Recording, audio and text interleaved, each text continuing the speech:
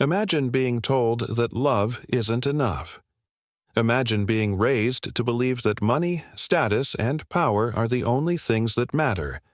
That was the world of Charles Beaumont, a billionaire who built his empire on steel, oil, and ruthless ambition. To him, everything had a price: friendship, loyalty, even family. But what he didn't know was that one day, his little daughter would shatter everything he believed in, with just 3 words and a single choice. This is the story of how a billionaire tried to force his daughter to choose wealth, but she shocked everyone when she chose the black housekeeper instead. Charles Beaumont wasn't just rich. He was the rich. The kind of man who made headlines whenever he moved money, the kind who people whispered about in country clubs, the man other businessmen envied and feared. His mansion, perched on a cliffside overlooking the ocean, was a monument to excess. Chandeliers imported from France, marble floors cut from Italy, private jets and fleets of cars sat polished in their garages. Every detail screamed one thing: powered. But inside that glittering world was a quiet sadness. Charles's wife, Eleanor, had passed away when their daughter, Lily, was only 6 years old. Eleanor had been the heart of the home. Warm, compassionate, the one person who reminded Charles that life wasn't just about business deals and bank accounts. After her passing, Charles poured himself deeper into work. And while he became richer than ever, Lily grew up in a mansion that often felt empty. Except for one person. Her name was Grace, the housekeeper, a black woman in her late 40s who had been with the family since before Lily was born. Grace was never loud, never flashy, but she was always there. She was the one who braided Lily's hair before school, who cooked her favorite meals, who wiped her tears when nightmares came. To Lily, Grace wasn't just the help. She was family. But to Charles, Grace was invisible. Useful, yes. Reliable, yes. But at the end of the day, just an employee. And in Charles's world, employees were replaceable. As Lily grew older, Charles began to worry. She was turning 12 now, and he believed she needed a new mother figure, someone who could guide her, teach her the ways of wealth, and prepare her for the society she was destined to inherit. In Charles's mind, there was no debate. The woman had to come from money, a socialite, a lady of influence, someone who could elevate the Beaumont legacy even higher. So Charles devised a plan. He would bring in 3 women, each wealthy, elegant, and eager, each one desperate to be the next Mrs. Beaumont. He would present them to Lily, almost like contestants in a cruel, real-life audition. And at the end, Lily would choose who she wanted as her new mother. It was Charles's way of giving Lily control. But in reality, he had already stacked the deck. Grace knew nothing about this plan. To her, she was just doing her job. Setting the table, cleaning the rooms, caring for Lily like she always had. She had no idea that her world, too, was about to change forever. The first woman was Veronica Kingsley, daughter of a media tycoon. She walked into the mansion draped in diamonds, her perfume filling the halls before she even spoke. She was stunning, confident, and used to getting what she wanted. When she looked at Lily, she smiled sweetly, but her eyes darted to Charles's watch, his cufflinks, his wealth. The second was Margaret Ellison, a widow from old money. She carried herself with an air of superiority, her voice polished, her tone dripping with authority. To her, being Lily's stepmother wasn't about love. It was about maintaining status. She saw Charles not as a man, but as a key to power. The third was Isabella Romano, a glamorous entrepreneur who owned luxury boutiques across Europe. She was younger, energetic, and charismatic. She knew how to charm a room, and Charles was clearly impressed by her flair. To him, Isabella seemed like the perfect blend of beauty and ambition. Each of these women sat across from Lily in the grand dining hall. Each one made promises. lavish vacations, elite schools, introductions to the wealthiest circles in the world, Dot and Lily listened. Quietly, observing Dotbud. Her eyes kept drifting to the back of the room, where Grace stood silently, holding a tray. Watching protectively Dot to everyone else, Grace was just part of the background. But to Lily, she was the only one who mattered. Grace wasn't offering jewelry or private jets. She offered hugs when Lily missed her mother. She offered bedtime stories when the house was too big and too empty. She offered love, the kind that couldn't be bought, traded, or auctioned. And though Charles thought this was going to be an easy decision, he was about to learn something money could never teach, that children see the truth more clearly than adults blinded by greed. The grand dining hall glowed with chandeliers, silverware perfectly aligned, and crystal glasses shimmering in the light. Charles sat at the head of the table, Lily by his side, the three wealthy women positioned like contestants in a silent competition. Grace stood quietly at the wall, tray in hand. To her, this was just another dinner. To Charles, it was the test. That would define his daughter's future.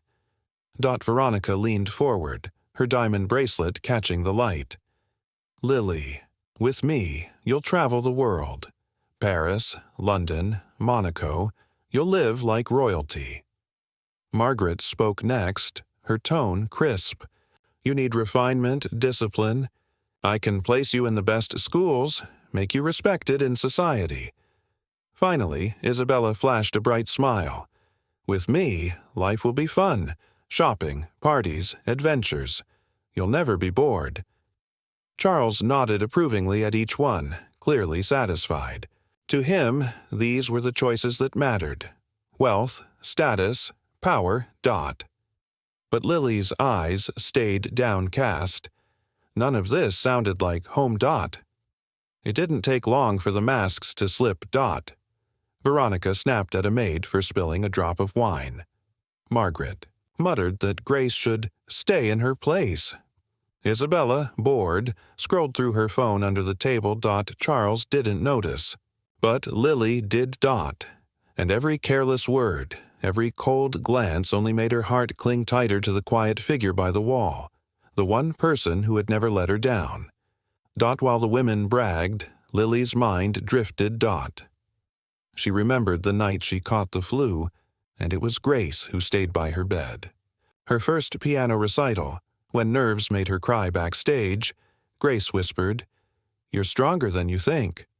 Her mother's funeral, Charles shaking hands but Grace holding her tiny hand the whole time. These weren't promises. They were. Proof. Charles cleared his throat, his voice deep and commanding. Lily, it's time. Tonight, you will choose. Think carefully. This decision will shape your future. The women straightened, eager, expectant. Lily's small hands trembled in her lap. She looked at her father, then at the three strangers. Finally, her gaze drifted to the wall, where Grace stood silently. Her presence steady as always. Lily swallowed. Her voice shook, but her words were clear. I've already chosen, Daddy. Charles smiled faintly. Good. Which one? Lily turned, lifted her hand, and pointed. I want Grace. The room froze. For a second. Charles thought he had misheard. His daughter couldn't possibly mean the housekeeper. But Lily's little finger stayed pointed, her face steady. I want Grace, she repeated softly. The women gasped. Veronica's diamond bracelet rattled as she shifted in her seat. Margaret's lips pursed so tight they nearly disappeared. Isabella laughed under her breath, certain this was some childish joke. But Charles's face turned red. His hand slammed down on the table, rattling the crystal glasses. Lily, this isn't a game, he barked. You're choosing your future, not the help. Lily flinched but held her ground. Her voice trembled, yet there was conviction behind it. She's already been my mother, since the day Mom died. She takes care of me, Daddy. She loves me. I want Grace." Grace's breath caught. Her hands shook as she clutched the serving tray. She had never imagined Lily would say such words aloud, let alone in front of Charles. Veronica sneered, her voice dripping with disdain. "A child can't possibly know what's best for her. This maid, she has nothing to offer. No class, no money. Charles, surely you won't indulge this nonsense." Margaret leaned in sharply. "Think of your reputation, Charles. A Beaumont allowing his daughter to be raised by a servant. Society would laugh you out of every circle." Isabella rolled her eyes, muttering, "Of course she picked the maid. Kids always get attached to whoever spoils them." Their words filled the room like poison, but Lily didn't waver. Charles turned to his daughter, his face thunderous. "Lily, I built this empire with my own hands. Everything you have, the clothes on your back, the roof over your head, is because of me, and you would throw it all away for her?" Tears welled in Lily's eyes, but she lifted her chin. "She's never made me feel small. She's never made me feel like a burden. She makes me feel loved. Isn't that what a mother is supposed to do?" The words hit Charles harder than any boardroom betrayal ever had. But instead of softening, his pride pushed him deeper into anger. Finally, Grace stepped forward, setting the tray down with trembling hands. Her voice was calm, but her eyes glistened. "Mr. Beaumont, with all due respect, I never asked for this. Lily is a beautiful child, and I've only done what any decent person would, care for her. If you think I'm after your wealth, you're mistaken," Charles snapped. "Stay out of this, Grace. You don't speak in this house unless spoken to." But Lily's small voice cut through the tension. "Then speak to her, Daddy, because she's the only one who listens to me." The silence that followed was deafening. Charles's fist clenched at his side. He was a man used to control, used to commanding boardrooms, governments, entire industries. But in this moment, his own daughter defied him, and it shook him to his core. Veronica leaned close, whispering in his ear, "Put an end to this, Charles. Choose one of us. The girl will forget in time." But Charles's eyes flicked back to Lily, and he saw something that made his chest tighten. It wasn't rebellion. It wasn't childish stubbornness. It was pain. Real pain. The same look Eleanor had once given him, years ago, when she begged him to spend more time with their daughter instead of chasing deals. He had ignored her then.